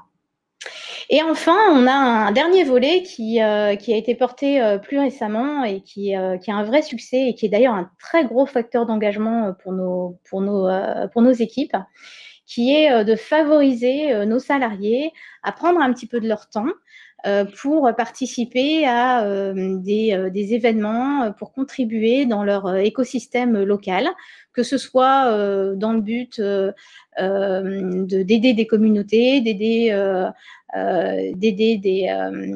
des projets locaux, que ce soit des projets autour du développement durable et de la protection de l'environnement. Donc, ce qu'on fait, c'est qu'au niveau global, partout chez Air Liquide, on a défini un cadre. On a donné donc des outils à l'ensemble de nos filiales pour mettre en place ces projets et on leur demande après de mettre en place au niveau local avec des associations, avec des partenariats, cette mise à disposition de nos salariés, s'ils le souhaitent évidemment, sur une partie de leur temps auprès des communautés locales. Donc c'est quelque chose qu'on appelle Citizen at Work. Voilà, et moi j'ai déjà eu l'occasion, c'est en plus des très bons moments qu'on passe en équipe, hein, de participer à mon équipe à préparer par exemple des petits sacs de jouets qu'on envoie à des enfants dans les hôpitaux. Voilà, alors on passe une journée à faire ça, on se rend compte de ce que c'est que travailler à la chaîne tous ensemble. Et on a un vrai but derrière et je pense que voilà, c'est aussi très satisfaisant de se dire qu'on peut, dans une société comme la nôtre, prendre un peu de temps pour des sujets comme ça. Et Martine, si tu en es d'accord, je peux prendre la partie droite. Très bien. Ouais, ça te va. Donc Martine vient de nous parler de l'engagement qu'on prend vers les collaborateurs du groupe et j'aime bien voir une entreprise comme un rassemblement d'hommes et de femmes qui se rassemblent autour d'un projet commun. Et ce projet, il n'existe pas sans toutes les parties prenantes qui viennent autour. Et donc, l'engagement d'agir dans la confiance, il se fait vers nos collaborateurs. Et Martine l'a très bien dit, avec toute une série d'engagements qui font que les collaborateurs au sein d'Air Liquide se sentent bien dans leur entreprise pour pouvoir délivrer autant que possible et autant que leurs capacités le permettent. Et autour de nous, on a toute une série de parties prenantes qui sont représentés par le conseil d'administration, mais aussi par les actionnaires. Actionnaires qui, il ne faut pas l'oublier, mettent leur argent dans l'entreprise pour voir l'entreprise prospérer au travers des engagements qu'elle a pris et en respect avec les engagements qu'elle a pris. Mais c'est aussi un comportement éthique avec nos clients et nos patients. Et puis, le fait de développer, j'ai oublié bien sûr nos fournisseurs dans cet écosystème, et puis de développer des relations de proximité avec les écosystèmes locaux. On l'a dit en introduction, notre cœur d'activité, il est ancré localement. Et donc, on a des opportunités d'échange et de co-construction avec les bassins, les villes où on est présent, les zones sur lesquelles on intervient, qui font qu'on a cette capacité à développer des relations de proximité et des relations positives avec toutes ces parties prenantes qui gravitent autour de l'entreprise. Et donc, on voit l'entreprise non pas seulement comme une entité qui a sa vie propre, mais comme une entité au cœur de la cité, avec toutes ces interfaces autour d'elle et toutes ces parties prenantes dont nous souhaitons prendre charge. Merci. Merci, oui. Allez-y, pardon. Pardon. Pour atteindre vos objectifs en matière de diversité, par exemple, mais aussi pour satisfaire à l'ensemble des demandes qui vous sont adressées par vos clients et pour réussir à vous développer dans l'ensemble des activités dans lesquelles vous intervenez, comment faites-vous pour attirer les talents ? Alors, c'est une vraie discipline qu'on appelle talent acquisition. Donc, le travail qui est fait pour attirer les talents, il comprend différents volets. Il y a un premier volet qui est de se faire connaître, d'obtenir une reconnaissance sur le marché de l'emploi, que notre marque soit connue. Que les valeurs qu'on porte au sein du groupe soient connues. Et donc ça passe par des actions de communication et différents canaux de communication. Ça passe aussi par des interventions, par exemple dans des formations, dans des universités qu'on va cibler plus spécifiquement. Et ça passe aussi par le réseau de nos employés qui sont aussi des ambassadeurs du groupe. Donc ça, c'est toute une partie se faire connaître. Après, bien sûr, on va toucher nos viviers directement. Et là, de plus en plus, effectivement, on utilise les réseaux sociaux et ça devient une vraie discipline d'aller chercher, d'aller chasser des profils directement sur les réseaux sociaux. Ou alors, ça se fait encore directement dans les réseaux physiques locaux plus près de nos usines. Après, quand on parle de la diversité, et votre question tourne peut-être sur la diversité de genre et comment on attire plus de femmes, comment on fait venir plus cette diversité au sein de nos équipes. Eh bien, c'est un sujet qui est difficile parce que si on regarde nos viviers de recrutement, par exemple chez les ingénieurs, dans les écoles d'ingénieurs ou les formations techniques, on a des viviers qui atteignent difficilement 35% de femmes dans ces écoles. Si vous prenez les grandes écoles d'ingénieurs, on est souvent en dessous de ce ratio dans les populations féminines. Donc nous, on a pris le parti d'être assez proactifs. D'une part, on a des objectifs. Donc on suit cet indicateur. Et notre management a comme objectif de recruter un certain niveau de femmes dans les populations d'ingénieurs et cadres. Et puis après, on croit beaucoup au rôle modèle. On croit beaucoup à donner finalement des exemples. Donc, on communique beaucoup sur des exemples et on en a beaucoup des exemples chez Air Liquide à tous les niveaux de l'entreprise, dans tous les types de métiers, que ce soit parmi les techniciens, techniciennes, nos infirmières, que ce soit dans le management, que ce soit dans le top management au niveau du COMEX. Donc, on communique beaucoup sur les exemples pour que les jeunes filles puissent se projeter dans des carrières dans un groupe comme Air Liquide. Et enfin, on a aussi des actions qui après vivent dans l'entreprise, donc qui sont moins dans la partie recrutement, mais qui sont clés aussi, qui sont autour du mentorat. C'est-à-dire qu'on accompagne aussi un certain nombre de nos femmes au sein d'Air Liquide pour qu'elles puissent évoluer et gravir aussi les étapes de responsabilité dans le groupe, afin aussi de créer de nouveaux modèles et de faire changer aussi petit à petit le regard de la société sur cette thématique. Et c'est-à-dire qu'une évolution interne est possible ? Oui, on voit une vraie progression. On voit une vraie progression et je pense qu'on est au sein d'Air Liquide, on est sur une acceptation qui est bien plus élevée. Après, ce qui est compliqué dans un sujet comme celui-là, c'est que on est aussi confronté à des freins qui peuvent être des freins venant de la société, des freins qu'on ne reconnaît pas non plus toujours soi-même. Ça peut être aussi une autocensure finalement des candidatures ou des candidates féminines. Donc c'est un sujet qui est très vaste, qui est très intéressant. On travaille aussi sur les biais. Au sein d'Air Liquide sur les biais qui nous influencent quand on prend des décisions, et notamment des décisions de recrutement pour pousser nos managers à essayer d'être vigilants à leurs biais, qui sont un phénomène complètement naturel, et de réussir à en faire fi et de revenir à une analyse plus factuelle de la situation. Donc oui, on voit une vraie évolution, et Régis, en tant que manager, je te laisse peut-être commenter, mais je pense qu'on a beaucoup plus d'ouverture que ce qu'on a, en tout cas ce que j'ai pu connaître dans mes 19 ans d'Air Liquide. Moi, ce que je peux partager simplement sur ce sujet de la diversité, le premier volet, c'est effectivement le côté rôle modèle et source de performance. Tu l'as dit tout à l'heure. Moi, j'ai eu la chance, quand j'étais en charge des activités gaz médicaux, d'avoir un comité de direction autour de moi qui était particulièrement marqué par la diversité de profils, que ce soit diversité d'ancienneté dans l'entreprise. On avait des personnes qui avaient beaucoup d'expérience dans l'entreprise et des personnes qui étaient beaucoup plus récentes dans leur job, mais aussi diversité de genre, comme tu le disais tout à l'heure, diversité d'origine aussi. Et j'ai vu, de mes yeux vus, ce qui n'est pas toujours évident, hein, on ne le touche pas toujours du doigt, la réelle différence de performance qu'on pouvait aller chercher par ça, par un partage d'avis plus divers et plus nourri autour des choix de l'entreprise, et qui, je pense, nous a permis de faire des pas en avant qu'on n'aurait pas fait sinon. Donc ça, c'est pour le partage de mon expérience personnelle. Après, pour le vécu de cette diversité et de notre capacité à recruter, on l'a dit tout à l'heure, une diversité de métiers très large, et on a aussi des domaines d'activité où cette diversité est plus marquée. Dans la santé, typiquement, on a, en tout cas en termes de genre, plus de femmes que dans d'autres activités du groupe. Et donc, notre souhait, c'est aussi de faire ouvrir la connaissance du groupe, et en particulier de ces métiers industriels, à des profils très larges, pour leur montrer à quel point, en fait, ils ont leur place dans ce type d'activité.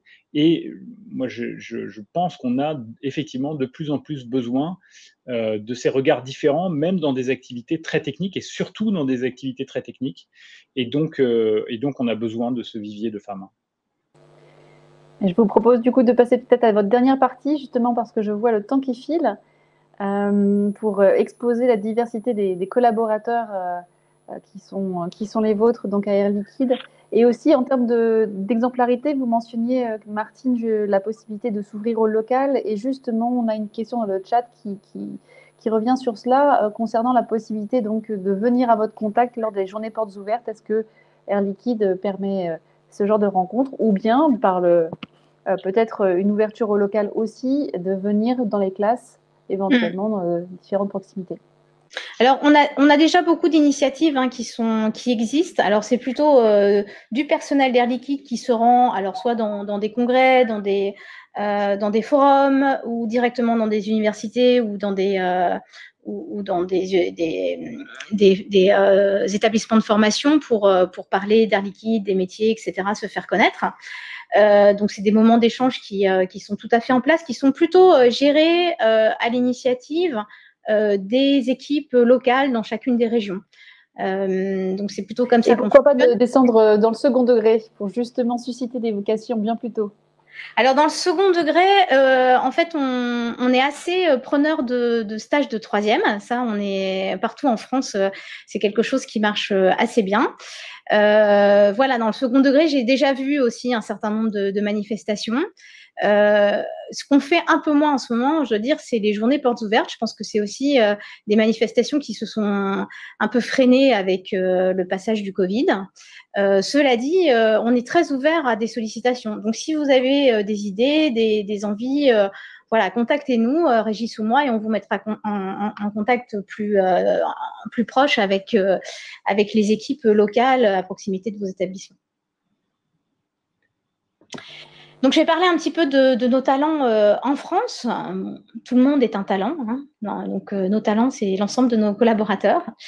En France, on a 12 000 collaborateurs. Donc, ça reste un très gros pays pour nous. Et pour vous montrer un petit peu la dynamique de recrutement pour nourrir cette force de travail de 12 000 collaborateurs, voilà, vous voyez qu'on recrute sur les 3 dernières années, on a recruté 3 400 collaborateurs en contrat à durée indéterminée. Donc, je vous épargne le calcul. Je crois que ça fait à peu près 9% de renouvellement par an à peu près de notre effectif. Voilà, ce qui est raisonnable. On a aussi des départs et donc on doit remplacer nos personnes. Et donc, ça nous fait un volet quand même de recrutement assez important. Dans ce volume-là de 3400 collaborateurs, on a à peu près autant de cadres que de non-cadres. Donc, on s'adresse à l'ensemble des niveaux de formation. On a un investissement sur le parcours de nos collaborateurs qui est assez marqué. D'abord, dans de la formation classique. Donc là, on va avoir pour la France un budget d'à peu près 14 millions de formation. Ça, c'est la formation classique qui est délivrée en salle. Donc soit de la formation interne, soit de la formation externe. Et il y a une partie de ce budget aussi qui est là pour développer du e-learning, c'est-à-dire des webinars ou des webinars offline. Donc, ça, c'est quelque chose qu'on fait beaucoup. On a un effort de formation bien plus conséquent qui est plus masqué et qui ne paraît pas dans ces chiffres, qui est la formation sur le terrain, en accompagnant finalement nos nouveaux collaborateurs ou alors nos collaborateurs qui changent de job vers des nouvelles compétences. Moi-même, quand j'ai fait le virage des opérations industrielles vers la fonction RH, j'ai pu bénéficier d'un certain nombre de formations, de jours de formation au sein d'Air Liquide avec des DRH du groupe qui m'ont accueilli pendant plusieurs journées auprès d'eux. Donc ça faisait pas partie des fameux 14 millions. Voilà, on est aussi très preneur de contrats d'alternance et de stage. On en a à peu près 1000 par an, donc c'est assez conséquent aussi. On aime bien, je pense qu'en France, on a un système, ça n'existe pas partout de la même façon dans tous les pays, mais en France, on a un système d'alternance et de stage d'assez longue durée qui fonctionne bien avec les besoins de l'entreprise. Donc, au final, on a à peu près moitié d'alternants et moitié de stagiaires dans cette proportion-là. Et voilà. Et tous ces recrutements, que ce soit en stage, en alternance ou en contrat à durée indéterminée, nourrissent l'ensemble des métiers du groupe. Donc, on en cite quelques-uns ici. On a des ingénieurs dans différents domaines, recherche et développement, bien sûr production, en technologie. On a des techniciens d'installation, on a cité les conseillers clients, les commerciaux. On a des commerciaux dans la santé, dans l'industrie. C'est une filière qui est très importante pour nous et qui se décline aussi à différents niveaux de responsabilité. Et puis, on a toutes les fonctions support, que ce soit la fonction RH, la fonction communication, achat, finance. Donc, on a une variété de métiers qui est très, très grande. Et bien sûr, on fait appel à beaucoup de formations différentes aussi pour nourrir ces besoins. Je crois que dans le slide suivant, on montre, en tout cas pour notre population de cadres, quelle peut être la provenance de nos recrues. Donc ça, c'est une analyse qui a été faite sur les recrutements des 3 dernières années. C'est un peu illisible. On retrouve quelques écoles phares, écoles d'ingénieurs, écoles de commerce, mais ce qu'il faut noter aussi, c'est qu'on a un recrutement à l'université qui est plutôt en hausse. Donc, vous voyez, sur la partie droite, on a un certain nombre d'universités qui sont représentées. Et donc, voilà, la diversité, c'est aussi ça. C'est aussi recruter des personnes qui sont diplômées, pas seulement d'écoles d'ingénieurs ou d'écoles de commerce, mais aussi de l'université, ce qu'on faisait peut-être moins par le passé. Et ce qu'on voit aussi typiquement en France, c'est qu'on a un certain nombre d'écoles qui sont des écoles post-bac, donc qui passent pas par l'étape classe préparatoire, mais qui sont des formations de qualité vraiment croissante. Et voilà, on a pu faire de très beaux recrutements dans des écoles qui étaient peu représentées par le passé, avec des schémas prépa intégrés, donc je voulais quand même le citer. Dans le slide d'après, on voit une petite proportion pour la catégorie technicien non cadre.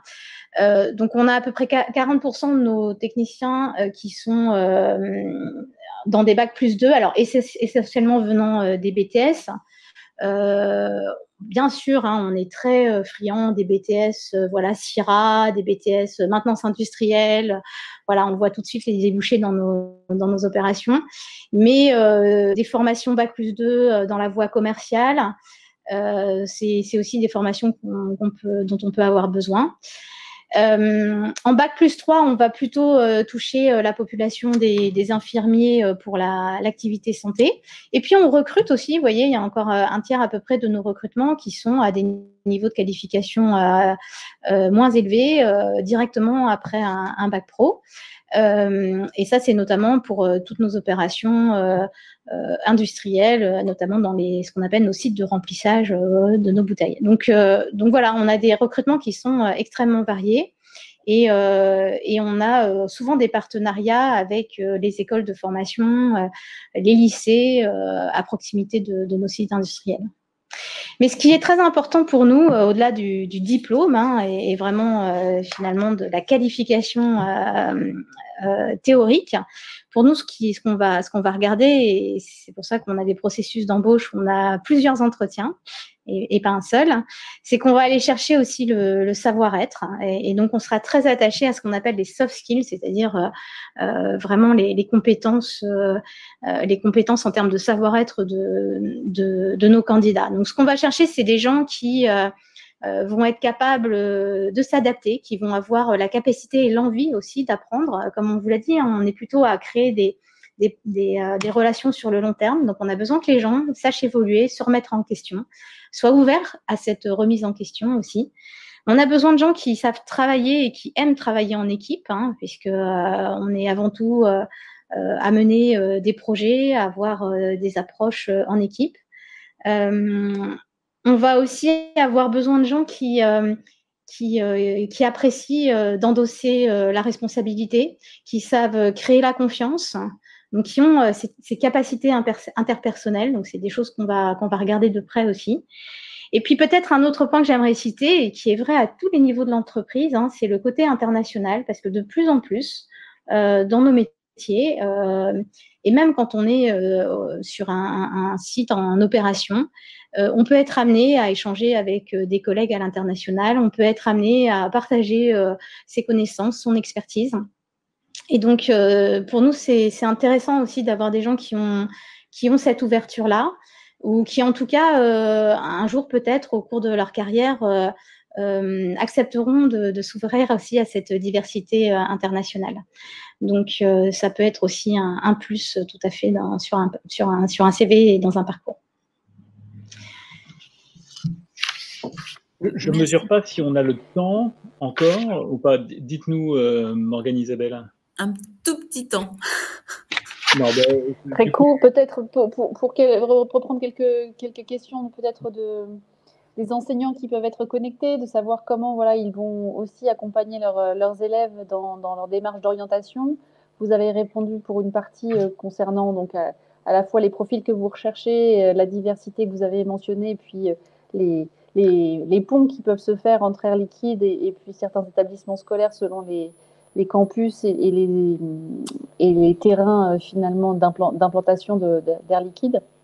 Mais c'est vrai que là, on a encore une question sur le recrutement plutôt dans une école de management plutôt qu'une autre. Est-ce que vous avez aussi justement des partenariats territoriaux avec certains établissements, même d'enseignement supérieur ? Oui, alors on est présent dans certaines écoles d'ingénieurs ou de commerce de façon un petit peu plus privilégiée, aussi par les anciens de ces écoles qui ont rejoint l'effectif Air Liquide. Donc ça, tout à fait, ça existe. Mais je voudrais prendre aussi l'opportunité ici, parce que je vois que les questions sont très tournées vers les ingénieurs et les écoles de commerce. Je voudrais vraiment mettre l'accent sur les formations de type BTS, Bac plus 2, technicien. Parce que finalement, c'est là qu'est notre principal souci aujourd'hui. C'est là qu'on a le plus de mal à recruter. Je pense qu'on a aussi un peu un déficit d'image de ces filières-là. Et nous, chez Air Liquide, on s'attache vraiment à reconnaître l'expertise technique pour des gens qui veulent la développer. Aussi, la connaissance industrielle d'un site, ça fait toute la différence quand on parle après de fiabilité d'un site, de pouvoir développer une connaissance fine de nos assets, c'est très important. Et puis, dans la filière technique, on peut se développer aussi dans le management d'équipe, dans le management des opérations. Et donc, il y a des carrières vraiment passionnantes dans ces voies-là. qui sont voilà, des carrières à la fois passionnantes, mais qui permettent aussi de grandir en responsabilité, en rémunération.